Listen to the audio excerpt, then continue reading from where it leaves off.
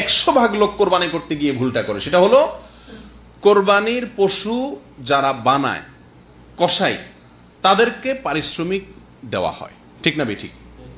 পারিশ্রমিক হিসাবে নগদ টাকা, তাদের সাথে চুক্তি থাকে, হাজারে কত টাকা, এরকম একটা সিস্টেম আছে। এই সিস্টেমে গোটা গরু বলেন, ছাগল বলেন, এটা তারা বানায়। এই তাদের সাথে যে অর্থ চুক্তি থাকে পারিশ্রমিক হিসাবে, এই পারিশ্রমিকের বাইরে তাদেরকে আবার কোরবানির পশু থেকে কি দেওয়া হয়?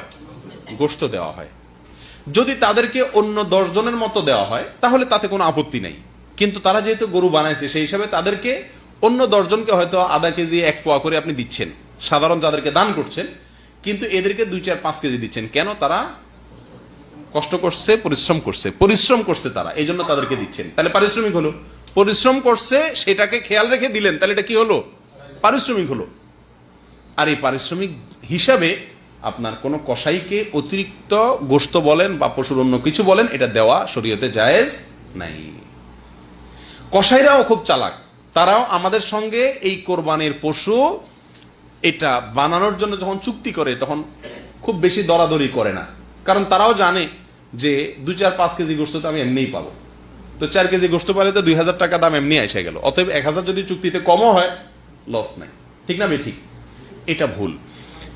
এ সম্পর্কে নবী করিম সাল্লাল্লাহু আলাইহি সাল্লামের একাধিক একেবারে স্পষ্ট নির্দেশনা পাওয়া যায়।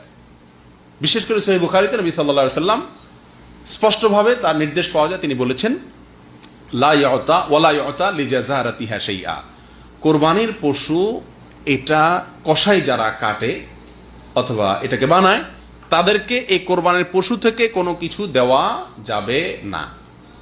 আলী রাদিয়াল্লাহু তাআলা আনহুকে নবী করিম সাল্লাল্লাহু আলাইহি সাল্লাম বিদায় হজের সময় তাকে কোরবানির পশুগুলা, তিনি নিজের হাতে অনেকগুলো কোরবানি করেছেন, বাকিগুলো তাকে করতে বলেছেন। এরপরে বলেছেন এই পশুর সবকিছু বন্টন করে দেওয়া মানুষদেরকে, হাজিদের মধ্যে তাদেরকে খাওয়াও, আর খবরদার কোনো কিছু তুমি ওই কসাইকে বা যারা বানাবে তাদেরকে দিবা না।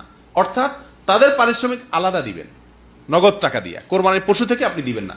আসলে কোরবানির পশুর এই গোশত, এটা আমরা কোরবানি করে দিলাম মানে আল্লাহকে দিয়ে দিলাম, ঠিক না বেঠিক? আল্লাহ সুবহানাহু ওয়া তাআলার নিয়ম হলো কোনো কিছু আল্লাহকে দান করলে আল্লাহ নিজে সেটা গ্রহণ করেন না। আগের যুগে আল্লাহকে দান করলে মানুষ পাহাড়ে রেখে আসতো, সেটা আসমান থেকে এসে আগুন এসে জ্বালাই দিত, তার মানে আল্লাহ তাআলা অ্যাকসেপ্ট করছেন। আর যদি না জ্বালাইতো তার মানে আল্লাহ ওটা অ্যাকসেপ্ট করেন নাই। আর আখিরি জামানার উম্মতকে আমাদের জন্য আল্লাহ সুবহানাহু ওয়া তাআলা সুযোগ দিয়েছেন। সেটা কি? আমরা আল্লাহ সুবহানাহু ওয়া তাআলার জন্য কিছু দান করলে, যাকাত দিলে, ফিতরা দিলে, সব আল্লাহর জন্যই তো দান করি। আল্লাহ সুবহানাহু ওয়া তাআলা ওটাকে ডালিয়ে দেন না। আল্লাহ সুবহানাহু ওয়া তাআলা আমাদের সুবিধার জন্যই, গরিবদের মাঝে বন্টন করার জন্য, নির্দিষ্ট খাতে দেওয়ার জন্য আল্লাহ তাআলা কি করছেন? নির্দেশ করছেন। কোরবানির গোশতটা শুধু ব্যতিক্রম। এখানে আল্লাহ সুবহানাহু ওয়া তাআলা গোশতটা আমাদেরকে খাওয়ার সুযোগ রেখেছেন, যে তোমরা যারা কোরবানি করছো তোমরা নিজেরা কি করতে পারো? এটা খেতে পারো, দান করতে পারো, রাখতে পারো, তিনও সুযোগ আছে। সূরা তিরমিজিতে আসছে, নবী সাল্লাল্লাহু আলাইহি সাল্লাম বলেছেন, ফাকুলু মিনহা ওয়া আতইমু ওয়াদাখিরু, তোমরা নিজেরা সেখান থেকে খাও, মানুষকে দান করো, আবার রেখে দাও, সুযোগ আছে। এক সময় নবী সাল্লাল্লাহু আলাইহি সাল্লাম নিষেধ করছেন 3 দিনের বেশি রাখা যাবে না, কিন্তু এরপরে সেটা তিনি প্রত্যাহার করেছেন, রহিত করেছেন। এরপর বলেছেন তোমরা এখান থেকে যা খুশি করতে পারো। অর্থাৎ যা খুশি বলতে নিজে খাও, মানুষকে দান করো, জমা করো, কিন্তু বিক্রি করা যাবে? যাকে আপনি দান করছেন সে বিক্রি করতে পারে, কিন্তু আপনার কোরবানির গোশত আপনি বিক্রি করতে পারবেন? যেহেতু বিক্রি করা যায় না, অতএব পারিশ্রমিক হিসাবেও কাউকে দেওয়া যায় না। বিধায় আপনার যে কসাই এই পশুটা বানায় দিছে, তাকে যদি আপনি টাকা দিলেন আর গোশত অতিরিক্ত দিলেন এই জন্য, এই খেয়াল থেকে যে সে কষ্ট করছে, পরিশ্রম করছে, তাহলে পরিশ্রমের বিনিময় দিলেন, সেই হিসাবে এটা কি হবে না? জায়েজ হবে না। সবচেয়ে বড় কথা হলো নবী করিম সাল্লাল্লাহু আলাইহি ওয়াসাল্লাম নিষেধ করছেন, ব্যাস। তাহলে আমাদের এই কাজটা করা উচিত কি উচিত না?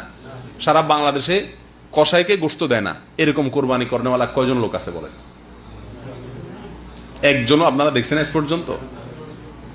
অথচ উচিত হলো কসাইকে আগে ভাগে বলে দেওয়া যে বাবা তুমি এই গরু বানাইতে কত টাকা নিবা বলো,